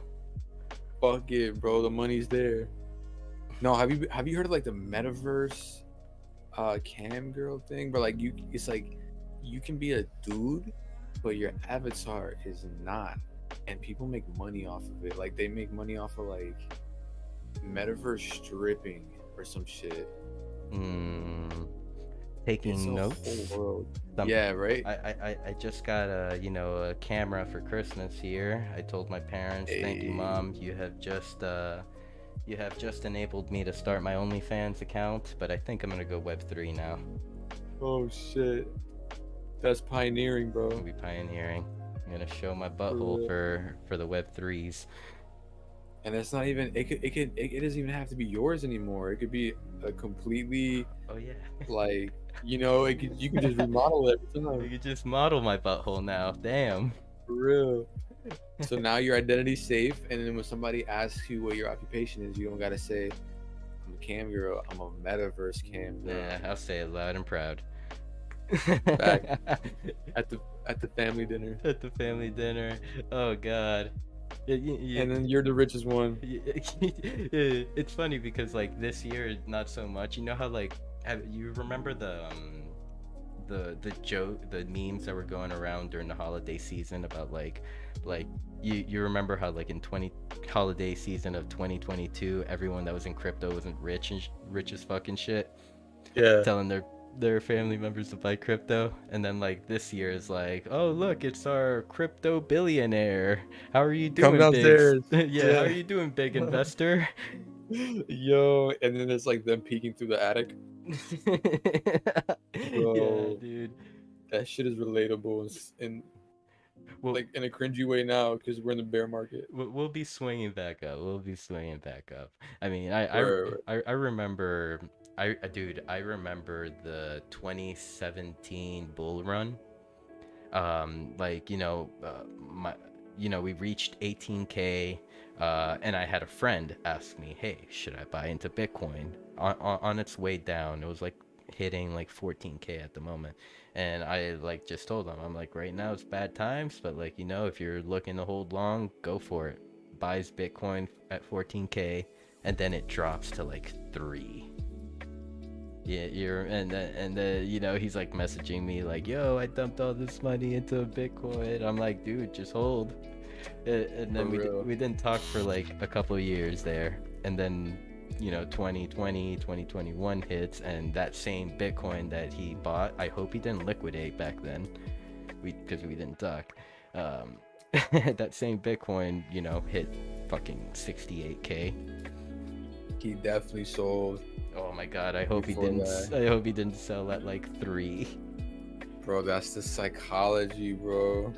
You just gotta hold, like, if you enter this market, you gotta be ready for 90% losses on your shit. For real. For real. You gotta be ready for that, and then you gotta be ready to drop more money at that level. Just throw more money into the dumpster fire. Hopefully he'll put it out. For real. Hopefully this is the last dip. Nah. Keep buying the dips. Fuck it, bro. We're here for the long run. So you were right in saying that, like, that was good advice. If you're here for the long run, drop that. If you're not, do what you gotta do, bro. Yep. And I mean, if I'm not mistaken, that friend also, is pretty well off. So like, even at the bottom, he could have scooped like 5 more, and then been rich in the bull run. Just like, no more work. Yep. You gotta be smart. I'm over here thinking you could be rich off of 5 Bitcoin, 6 Bitcoin. Oh my god. Eventually, bro. Yo, how far do you think Bitcoin could realistically go, bro? Okay, so I guess you can kind of call me a like party pooper in a way. I feel like the 2020 bull run was a lot of catalysts all hitting at once. Like, I feel like that, like, yeah, there was a bull run that was meant to happen around those time, but it got pushed even further because of few catalysts. Like, for example, Corona hitting, free money coming, the free money being converted into crypto, one catalyst there.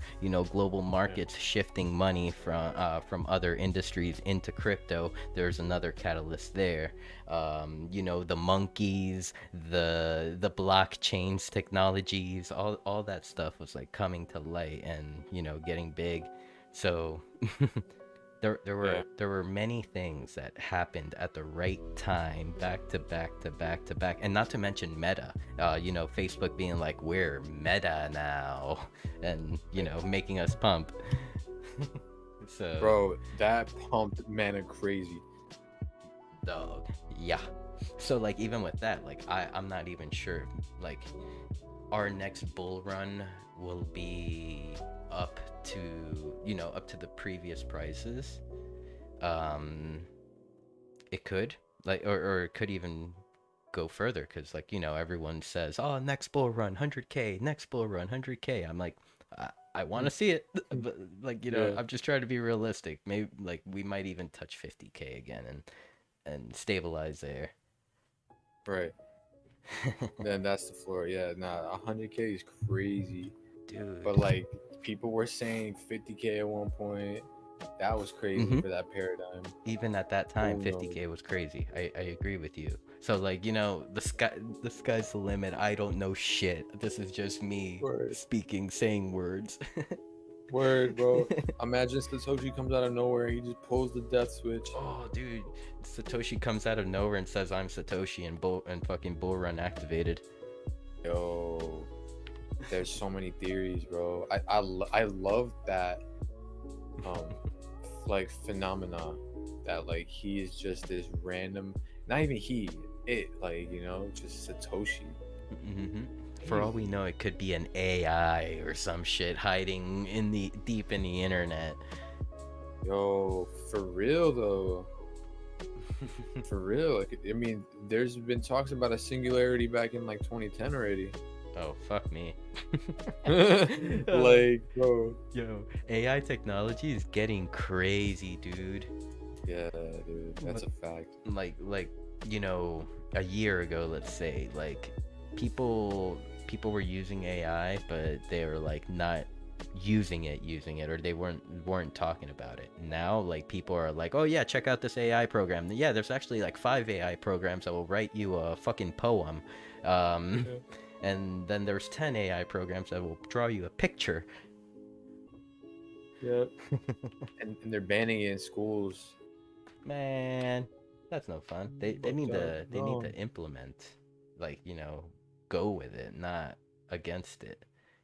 Exactly, exactly. Because then you're just holding back from like evolution. Like it's time to evolve. But that's crazy, bro. I've seen a lot of news articles talking about how like kids have gotten hundreds from like AI written essays and stuff, and like, bro, we should be like, because AI, like, if we get like like eventually we're just gonna like we need to be making the right choices, and the AI will know what right choices we need to make, so we can just calculate the right choices, and then everything is just life is just AI. Life becomes it. Totally. It's like it's a very gray area because, like, okay, the movie Terminator, like a Skynet, how, like, that that was an AI, that was meant to like be like a cybersecurity AI, and so I guess, like, within the plot, they had, like, the humans had told Skynet to kind of delete itself, and Skynet, knowing that its grand task was to to protect, like, to be a cybersecurity program and protect it, and it ended up like designating the humans as its target because the AI Dude, only knew that it was good, you know. dude, I need to watch Terminator because you're gonna hate me. I'm a film geek. I've never watched Terminator, bro. Bruh, get on that. Hasta la vista. Yo, I might have to watch that tonight, bro. Throw it on, throw it on. And to tell you the Because truth, I haven't watched any of the newer ones after, like, Terminator 3, I believe. So, yeah, I'm right there with you. I might have to throw some Terminator stuff on myself. those are probably not even. Isn't it like only 1 and 2 like the best ones? 1, 2. I mean, I know that 3 was played a lot as well. Okay. So, but But like you can't go wrong with the first two. no, you can't. Same with Matrix. Yeah. Bro, Matrix should have just been like that first movie. I still think we're in a simulation. I think humanity got abducted in 2020. Shit.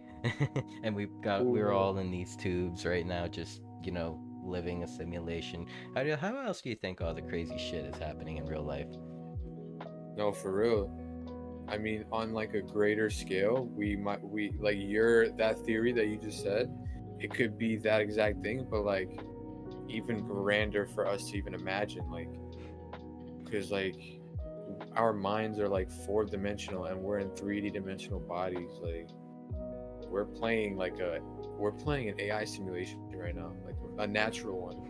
And then and then the funnier part is on Decentraland, we're in a simulation within a simulation. Yo, bro, what if that's how it starts, bro? And then we're gonna just go into a deeper simulation within the metaverse into like another world deeper in there. It just starts at Decentraland and then it evolves to life. Oh boy, I hope. And then nah, this is getting deep. This is getting deep, real scary. We might be scaring some people here. Bro. No, this also ties into like what I recently learned was that like one of the smartest people alive right now who like shared like a Nobel Peace Prize with Stephen Hawking. He subscribes to the theory that the Big Bang is just the end of the previous universe, and then now it's like the Great Reset from like all this energy, and then it just it implodes in on itself. There's like dead silence, and then from that dead silence, another explosion, and it's just like rinse and repeat of universes. So who the fuck knows, bro? Who the fuck knows? Yeah. How they're saying how like the deeper you go into the universe, the newer shit is, or wait, is it like that? No, the deeper you go, the older shit is. Yeah. Like what? Like I mean that just like goes into the whole like quantum rabbit hole here and Dude, the quantum rabbit hole is crazy, and when we eventually start having quantum projections instead of AR, instead of virtual reality, we just have quantum projections, bro. That's quantum crazy. teleportation. I've heard some funky shit with that. They're like, yeah, as soon as we have quantum computers, we'll be able to start quantum teleportation from. And I'm just like sitting here like, what? What the fuck, bro? It's like, oh yeah, but we need to make sure that every particle gets from one end to another, because if there is an abnormality in between, then you'll just like come out the other side all like yeah. Star Trek shit. Yeah, like a fucking blob of like just skin and wanting to die or something. Yikes. So, or like you accidentally clone yourself. You got a fucking foot coming out your forehead. Nah, for real. But there's like a lot of about like there's like a military operation dealing with teleportation. I forgot what it's called. But like, bro, there could be another means of teleportating than just like replacing atoms. Like, what if it's like another? I don't even know, bro. This is like a deep rabbit hole. When it goes to quantum physics, it goes deep. Yeah, definitely very deep. Too deep. Like, sorry, just typing out a message here. You're Gucci. We went from light to we went from Decentraland to quantum. Bag. And everything in between. We got AI, we got crypto markets, fucking board. Yeah, no. We went through it. Are there any more topics you would like to cover tonight? I think we like covered it beautifully. I want to end on a beautiful note, and I want to say that I want to thank you. Or maybe any questions you may have for me. Oh yeah. Where do you see this going in a year? This whole like community that we have right now, and like what you've built, like what's like the future? Oh man, so the future for me is something that whenever I think about it, I don't worry. Like okay, I'm very deep in Decentraland right now, and we have this beautiful community here on Decentraland right now, but like at any moment Decentraland could fail. There could be something that comes out better than Decentraland. So it's not, I kind of, my theory is like it's not about the platform, but it's about the people that you're with, the community you build. And I feel like here on the Central Land, like our current home world, we have established the foundation. All of us here, all 38 of us, dude. Oh yeah. All 38 of us are the foundation, and now from here we can, like, if anything were to happen, we can expand onto different places and, you know, grow from there. Oh yeah. Like, you know, Web3 is just about the people, and the people will bring more people, and so on and so forth. It'll build upon itself. Mm-hmm. I mean, look And at then- look at crypto back in 2018, and look at crypto now. Like the amount of people that use it, Oh yeah, dude. the amount of people that have And it. then compared to the beginnings of the internet, I know it's like a what is it called? It's like a shit. I'm like my headspace just went like did like a 180. Fuck. It's like everybody's always talking like shilling like, yo, look at the internet, how related it is, like, you know, the internet, the amount of users that we have now during the early times of the internet, like that is a fact. Like right now we're in like the baby boom. Yep. We're the initial influx of people are just getting in here, and I mean, to tell you the truth, not till like 2020 was there kind of a, you know, an actual use for crypto. Like, you know, Decentraland being the first to come out, I feel like was like the first time I actually like said like, wow, there's actually like a utility to this mana token that keeps pumping. Like they're like this, like it's here. We can finally like use it. Yep. It's not just a picture. Not just a picture, not just a coin on the internets. It's, you know, you can buy wearables with it. You can buy land. You can buy a name. It gives you voting power in the Decentraland DAO. Like, there's just so much to this token, like utility-wise, that like, you know, I feel like if more people knew about like the full like capabilities of mana, like they, you know, they would learn a few things. Oh yeah. And then the other coins too, right? That are in the game, where you can earn Iman. You can earn like, that one game, the RPG game, Knights of Antrim. You've been fucking around with Knights of Antrim? Bro, I was telling Rustan, I was there when it was like a tree farmer alpha game, bro. What it is now is crazy. I haven't logged on in a minute.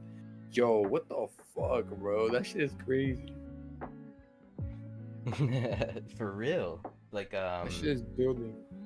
did you ever, excuse me, did you ever jump in when it was named Dice Masters? Yep. When it was like a rock, like you collect rocks, wood, and sheep. It was RuneScape. Chicken. Yeah, literally, RuneScape are gonna take over the world. Yep. How about are you a RuneScape fan? Do you like RuneScape?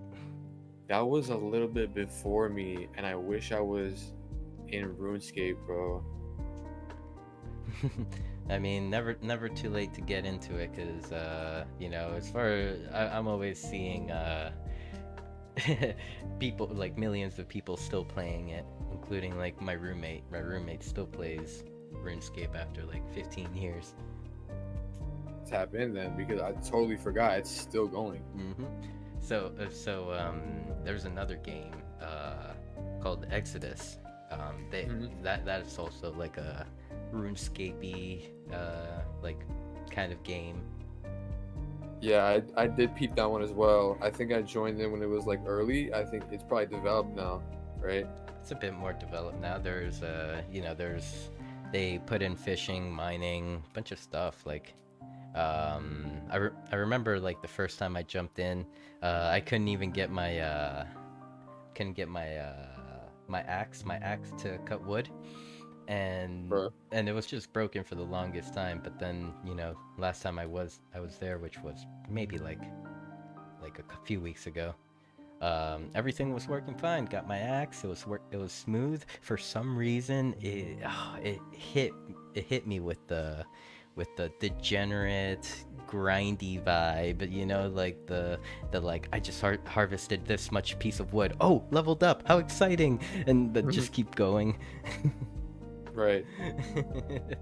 Yeah, I don't know. That excitement, the dopamine rush. Yeah, internet crack. Right. It was. That's what Wonder Mine is also. Exactly, internet crack. So that was my experience with Exodus recently. Good experience. I need that. I need some good internet crack, bro. I need all that like level up animation that you get, and then like you're getting closer to the goal. The tycoon aspect of it, like, bro. Yeah. Sign me up. Sign me up. Yep. How about me some of that poker? dope. Do you like poker? Dude, you know what's crazy? I've always wanted to tap into ice poker, but like I don't even know how to play regular poker, bro.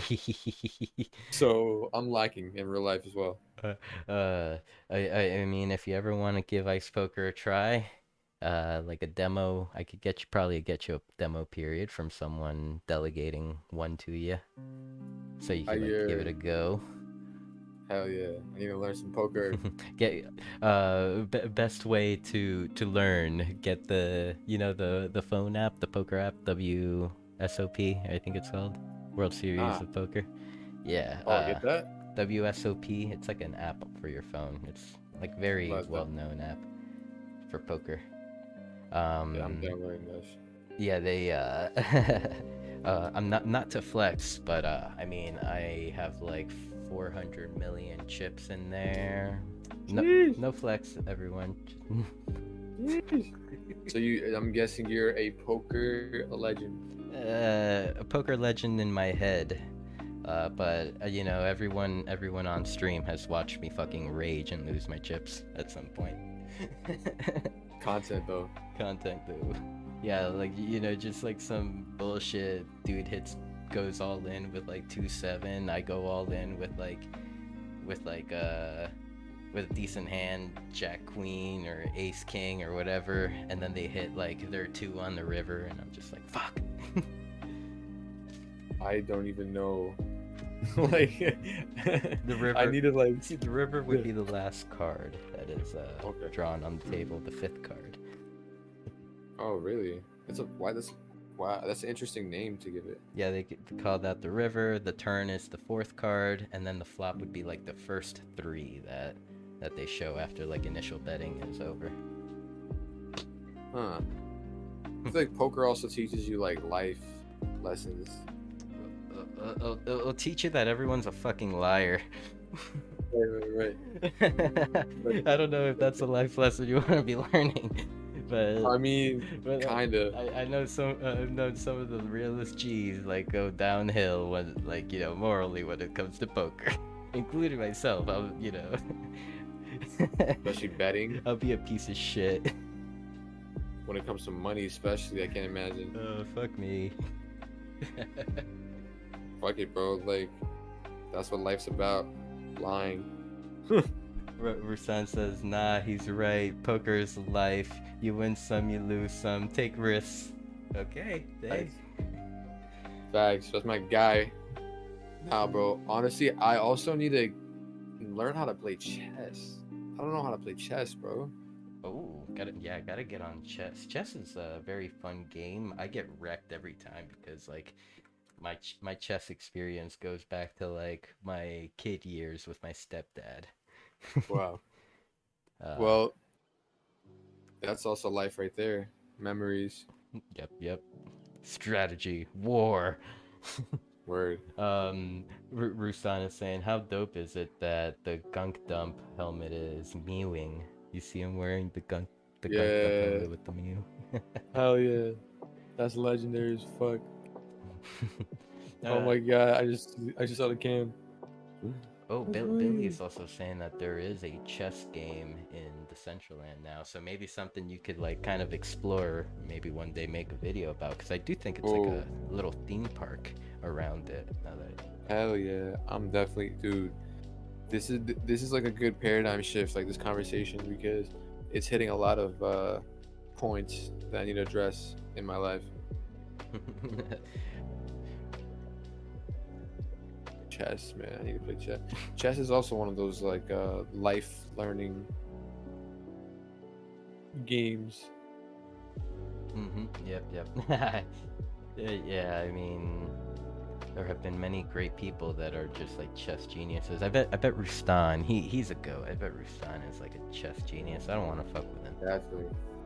He already takes my chips in ice poker. Damn. Yeah, I seen him. If he's good at poker, he's good at chess. If he's good at poker and chess, he's good at life. Facts. Whoa. That's what I'm lacking. Rustan says that his brother was a national chess champion. What the fuck? Oh shit! Yep. We don't want to mess with Rustan. You I'm can play good, him. bro. You can play him first. I have to learn how to play chess first, and then I'm gonna play him. He can teach you. Yeah.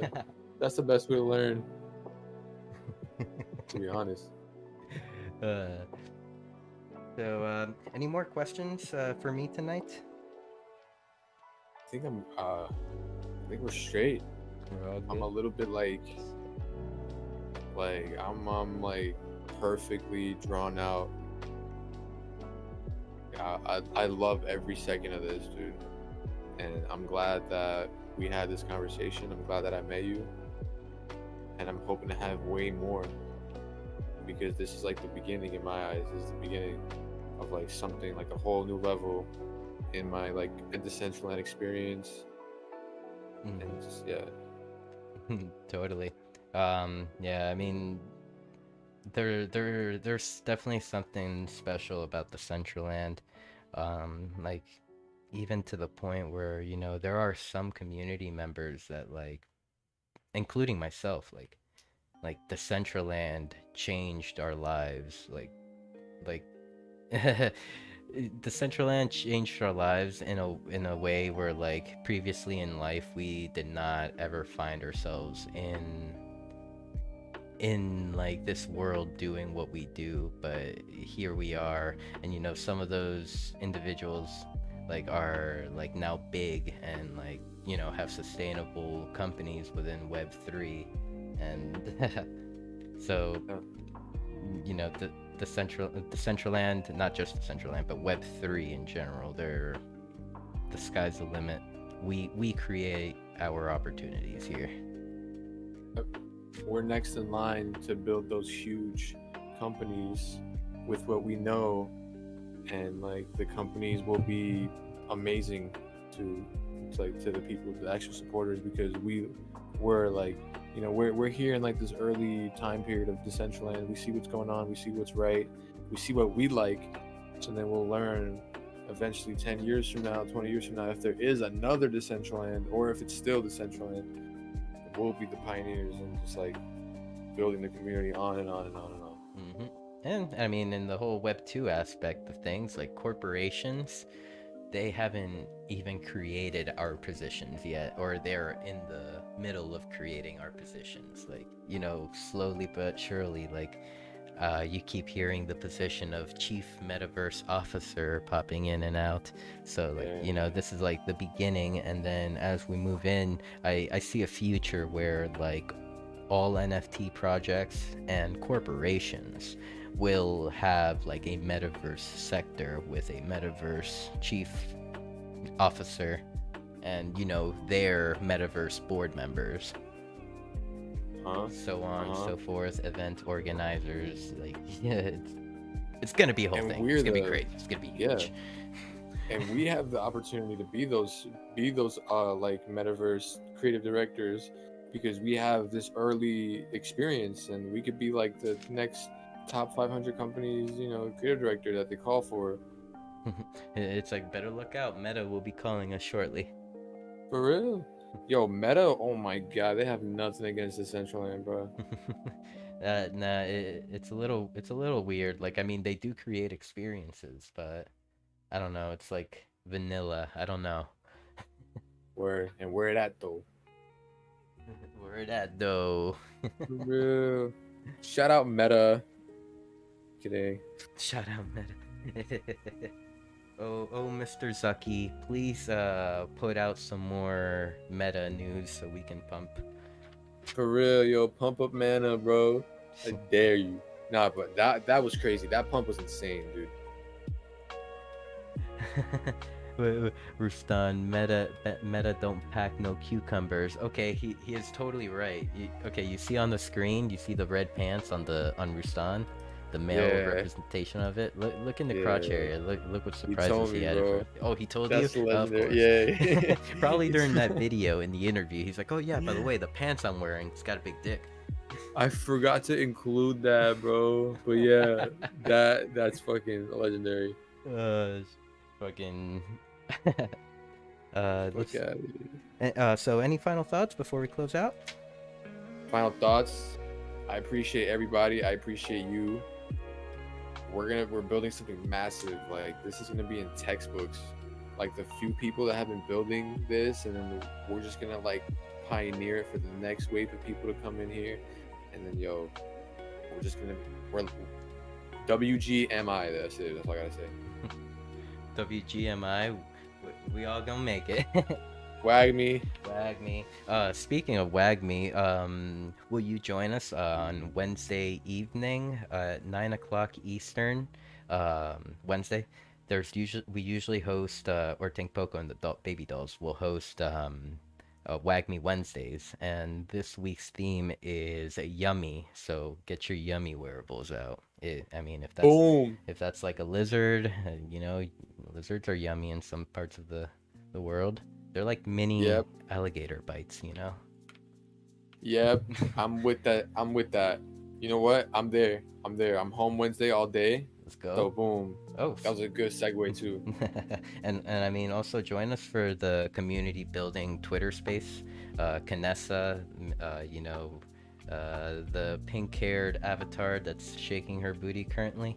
Her and I host these Wednesday Twitter spaces at noon Eastern. They're dedicated to community building. It's a open forum for community members to come up, speak, ask their questions, voice their thoughts, introduce themselves, like if you're new. So would be awesome to have you there. Hell yeah, I'm there.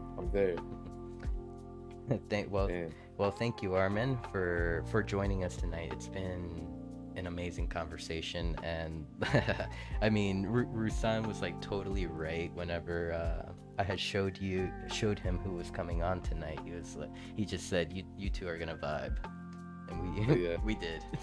We definitely did, bro. Thank you for having me and being a wonderful host, and bro, we're gonna chat more.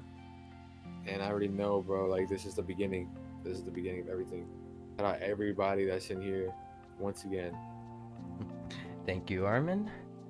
And here, just a few final notes before we close out the stream.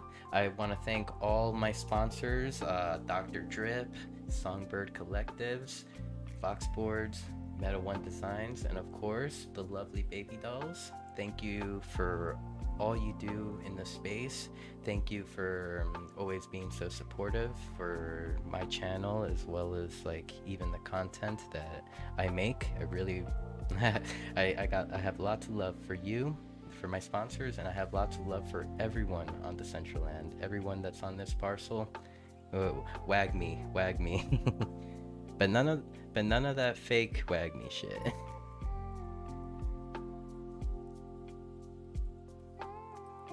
Yes, sir. And I'm gonna raid out on Twitter. On Twitch. I will be raiding out. Perhaps maybe. Let's see who's on.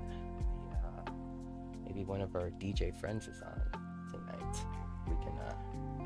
Or if not, I will be providing music for DollHouse tonight. DJ Mew will be performing. Shout out DJ Mew. DJ. All right, well, everyone, please stand by, and we'll have music started shortly.